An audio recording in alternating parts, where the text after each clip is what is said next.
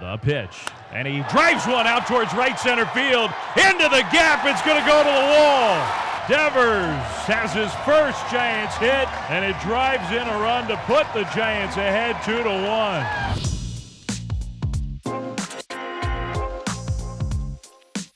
From MLB.com, this is the Morning Lineup Podcast. I'm your host, Anthony Castrovins. Today is Wednesday, June 18th. And if you give me about 10 minutes of your time, I'll catch you up on everything you need to know about baseball today, including, yes, another twist in the Rafael Devers drama, back-to-back taters in Toronto, a big night for the big dumper, and so much more. Let's get to it. We are now on day 3 of talking about the Rafael Devers trade, but that's okay, because we might be talking about this trade for the rest of our lives. Earlier this season, Devers publicly voiced his displeasure with the Red Sox, who weeks earlier had talked him into becoming a full-time DH, and then asked him to start taking some reps at first base after a major injury to Tristan Casas. Devers didn't handle the situation gracefully, but on some level, he had a point when he said the Red Sox brass wasn't fully taking into account the difficulty of learning a new position on the fly. Perhaps you've seen the movie Moneyball, where Billy Bean's character tells Scott Hatteberg learning first base is not that hard, only for Ron Washington's character to chime in, "It's incredibly hard." Well, you know what happened from there. The relationship between Devers and the Red Sox completely broke down to the point where Boston shipped Devers to the Giants this week in a trade that amounted to a mid-season salary dump. So it was interesting and darkly comic to watch Devers' introductory press conference with the Giants on Tuesday when he said through an interpreter that he's open to anything on the position front. I'm here to give my 100%. I don't put any buts. They're the men in charge. I am here to play wherever they want me to play. Quite a change in tone, huh?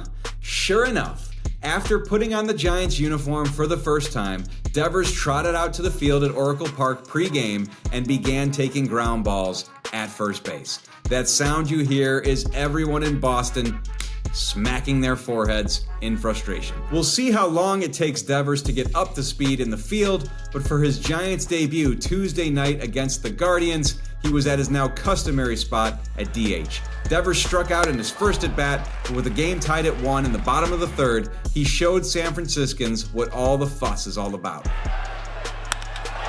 Driven into the gap, and nobody's there, and Devers off to the races. And he's going to stop at second. The Giants take the lead.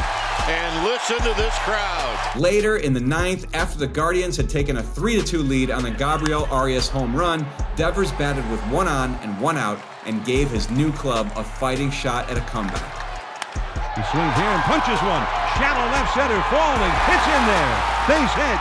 The Giants went on to load the bases against Cleveland closer Emmanuel Clase, but Dominic Smith flew out and Casey Schmidt struck out to end the threat. Still, Devers continued to swing a hot bat after the coast-to-coast move, and now it appears his glove is coming back into the picture. When the Blue Jays extended their cornerstone star Vladimir Guerrero Jr. earlier this year, it signaled that there would be no major mid-season teardown akin to what Toronto fans feared.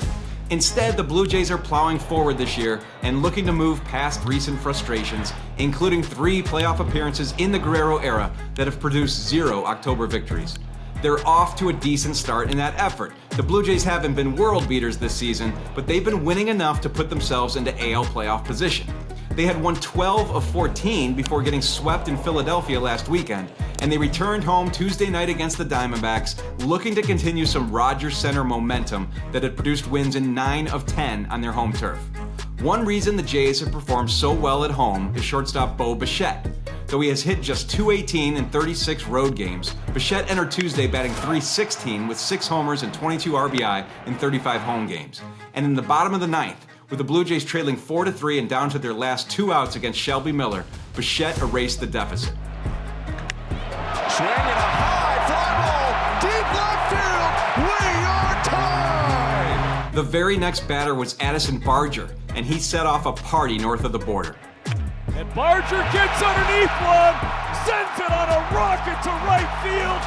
Off the second deck, the Blue Jays go back-to-back and belly-to-belly, and the Blue Jays win it 5-4. On a night in which Guerrero went 3 for 4 with a homer and 3 RBI, the Blue Jays were 5-4 walk-off winners. Coming up, a Phillies slugger with a long games played streak talked himself out of the lineup. That's after the break. The longest active consecutive games played streak in MLB belongs to Braves first baseman Matt Olson, who appeared in his 691st straight game Tuesday night. That's impressive stuff in such a demanding sport, but obviously nowhere near Cal Ripken Jr.'s record of 2,632. It's been a long time since baseball had a true Iron Man. But until Monday, it did have a cast Iron Man, Nick Castellanos. See what I did there? He was second to Olson with 236 straight games, a streak that came to an abrupt end Tuesday when he was benched by manager Rob Thompson as punishment for some apparently colorful language Castellanos directed the skipper's way when he was removed for a defensive replacement a day earlier. One of the many things about Nick that I love is that he's very emotional. He loves to play, and he loves to play every inning of every game. I just thought last night he made an inappropriate comment after he came out, and so today he's not going to play, and I'm going to leave it at that. So Castellanos watched from the bench Tuesday night in Miami as the Phillies fell to the Marlins 8-3, ending their 5-game winning streak. Elsewhere in MLB, it was the Cal Raleigh show in Seattle. Facing a Red Sox team that had won 6 straight, the Mariners star catcher came to bat with the bases loaded in the second and did what the big dumper does best. Going after the first pitch, a high rising fly ball at the wall, grand slam! Goodbye baseball, Grandma. Get out that rye bread and mustard and make another sandwich. Cal Raleigh with a grand slam here in the bottom half of the second. His 27th home run of the season. He takes over the lead in home runs in the American League over Aaron Judge, number 27. And it gives the Mariners a 5-0 lead over the Red Sox. Raleigh added a 2-run double in the fourth as the M's cruised to an 8-0 win. From the baseball will surprise you department, how about the Colorado Rockies last night? They tied a franchise record for homers in a game with 7, and they did it on the road, not in Coors Field. And they did it with a roster that is on pace to produce the fewest runs per game in franchise history and the lowest winning percentage in modern history. Michael Toglia went yard twice, and Tyro Estrada, Hunter Goodman, Ryan McMahon, Sam Hilliard, and Mickey Moniak all went deep in the Rocks' 10-6 win over the Nationals. The Yankees were on the other end of the offensive spectrum as they were befuddled by Kyle Hendricks and the Angels bullpen in a 4-0 loss. It was the Yankees' 3rd straight shutout defeat, something that's only happened 7 times in franchise history, most recently in 2016. Javier Baez celebrated reaching 10 years of Major League service time in style as he went deep twice in the Tigers' 7-3 win over the Pirates. And Austin Riley sacrificed fly in the 10th inning, walked off the Mets in the Braves' 5-4 comeback win. In his return home to the Dallas-Fort Worth Metroplex, Royals superstar Bobby Witt Jr. homered and doubled in a 6-1 win over the Rangers. Seiya Suzuki hit his 18th homer of the season, and Pete Crow Armstrong his 19th in the Cubs' 5-3 win over the Brewers. Elly De La Cruz's streak of games with a homer was snapped at 4, but the Reds' winning ways continued with a 6-5 victory over the visiting Twins. It was a spicy night at Dodger Stadium. Fernando Tatis Jr. and Shohei Ohtani were both plunked by pitches. Warnings were issued, and Dodgers manager Dave Roberts was ejected as LA prevailed over the Padres 8-6. For the rest of Monday's news and scores, you know where to go, MLB.com.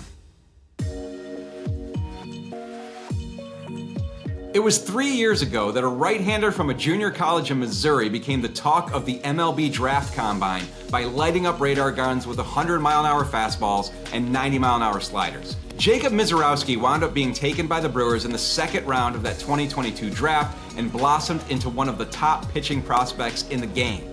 Now, while the 2025 Combine is taking place at Chase Field in Phoenix, Misiorowski will be making the second start of his promising career when he gets the nod opposite Jameson Taillon and the Cubs tonight at Wrigley Field. Tune in on MLB.tv at 8:05 Eastern Time, 7:05 local. That's all for the morning lineup today. You're riding with Will Leach tomorrow. Until then, thanks for listening. Please be sure to leave us a rating and review. Share this episode with the baseball lovers in your life, and have a great day, everyone.